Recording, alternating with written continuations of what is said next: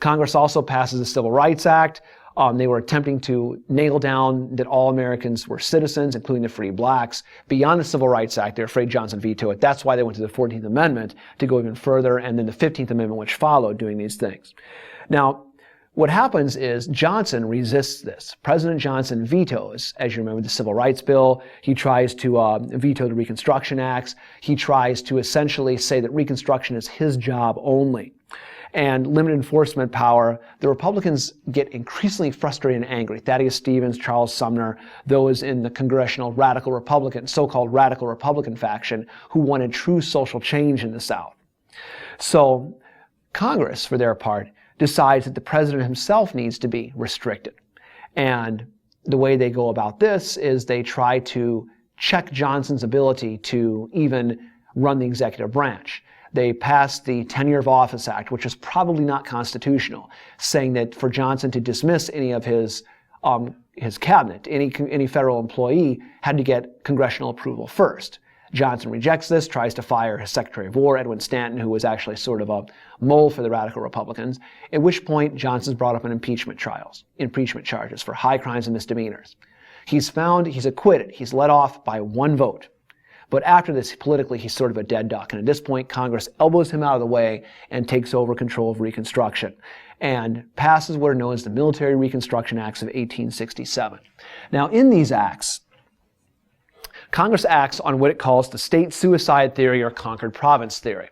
Congress operates under the principle that by declaring their secession, the states killed, so to speak, legally killed their statehood. They committed suicide and reverted, when the Union took them back, they reverted back to territorial status. Just like the New Mexico Territory or Indian Territories will later become Oklahoma, or the Nebraska Territory, whatever it is. These are no longer states, they're territories. And Congress, if they sought to, could redistribute them or do what they wanted, but they would fall under congressional oversight until they sort of reapplied for statehood as if they'd never applied for statehood in the first place. As such, as part of this, Congress divides the South into 5 military districts run by military governments, sort of under essentially a martial law type program here, under as an occupied region. First military district being Virginia, second the Carolinas, third is down into the Florida Peninsula, fourth Arkansas, Mississippi, and fifth is the Southwest, the old Southwest, if you will. So they divide this area up, and the South is sort of occupied as a conquered, occupied province. Now, that being said, you've got to consider congressional moderation. The Congress themselves did not punish the South all that largely. 5 years of war, nearly, 500,000, 600,000 people killed or wounded, and nobody was executed for treason. One prison camp commandant was executed, but that was for mistreatment of prisoners. He was not executed for treason against the state, treason against the nation. So nobody was jailed up. There was no massive land or wealth redistribution that ever took place in the South, and there were no gigantic programs to help slaves by any stretch at all. Blacks were gradually given their voting rights, but Republicans ultimately did this more out of their own self-interest. They knew they had a lock in terms of they could take that vote for granted. The party of Lincoln, the party of emancipation, would get their votes every time. In terms of local politics, at the local level, you had these Reconstruction governments being put in place by federal authorities and under congressional oversight, and with the help of this coalition of scallywags, carpetbaggers, and freedmen.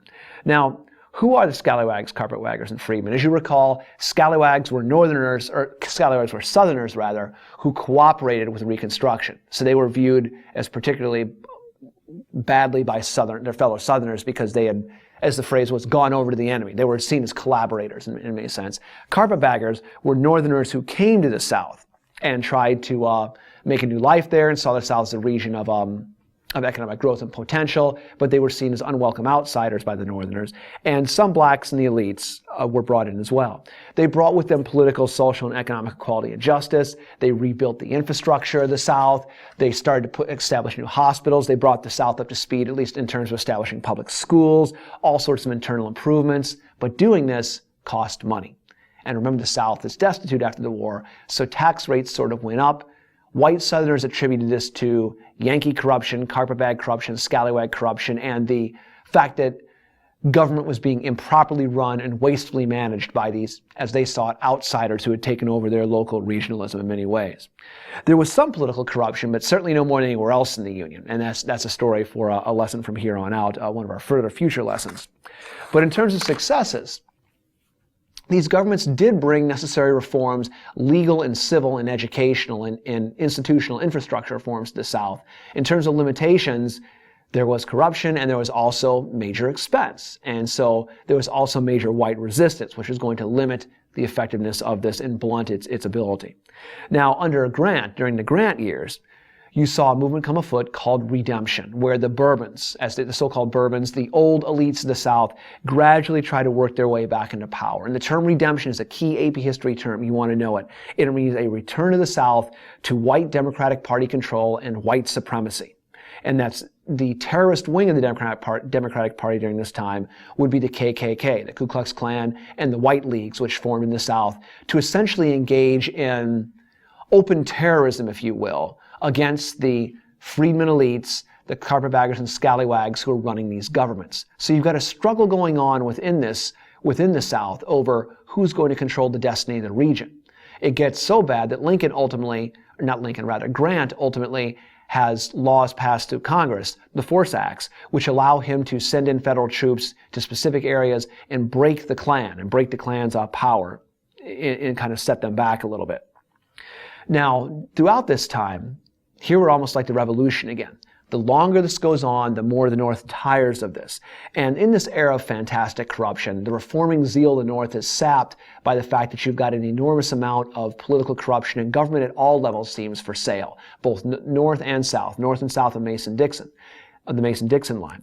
And as such, you begin to have a jaded view towards politics, and the public wants to get away from this fighting for freedom. They're getting more moderate. They're getting less abolitionist. This has gone on about 10 years now. They're beginning to focus more on economics, on industry, on acquiring wealth, Western settlement, invention. Any number of things draw their attention besides this Civil War thing which they sort of seem to want over.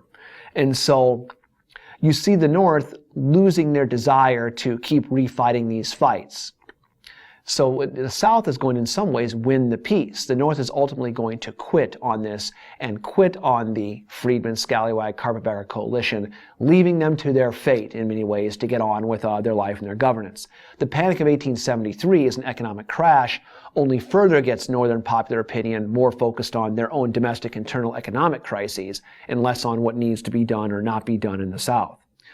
So in the election of 1876, after 2 terms of Grant, the election is super close, so close that depending on who counts the votes in Florida, in Louisiana, and South Carolina, a Democrat might actually gain the White House again.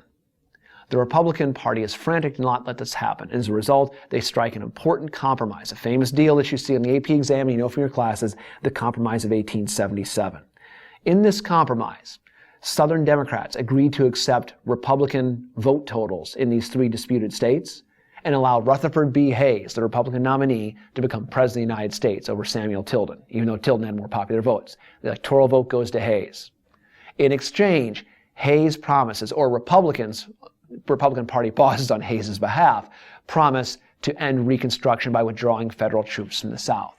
Because once those troops leave the South, once federal authority in the form of the United States Army is gone, the reforming governments of the Carpetbag, Scallywag, Freedmen coalitions will lose their ability, they'll lose their protection, the umbrella, the shield under which they were able to institute whatever reforms they were able to institute. And then the Klan and the White Leagues will be able to be overt. It won't be sneak up in the dark terrorist attacks anymore. They'll be able to be overt in actively intimidating and outvoting and forcing these governments out of power, which is the story of what happens after Reconstruction, or after the Compromise of 1877. When federal troops leave, the South reverts to Democratic Party control.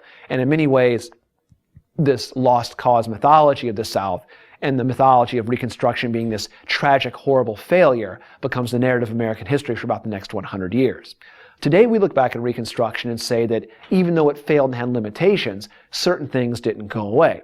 The dream of equality did not die. Had you not had the foundational base built in this Reconstruction period for things to follow, you never would have had things that could have actually followed through, like the civil rights movement of 100 years later. So the assessment of Reconstruction is somewhat mixed in that regard, but to say it was an abject failure is something of a misstatement of the facts, even though it clearly had suffered major limitations. Beyond this, we'll see, under white democratic rule, a so-called New South try to rise to take the place of this Reconstructed South or of the Old South, which would be sort of a merging of turning back the clock, plus some new economic forms of slavery without the chain. We've used that term before, it's a pretty accurate way, and a two-class society, which will last for the better part of a century. But to see those foundations get set up, that will get us to some of our new lessons that are to follow.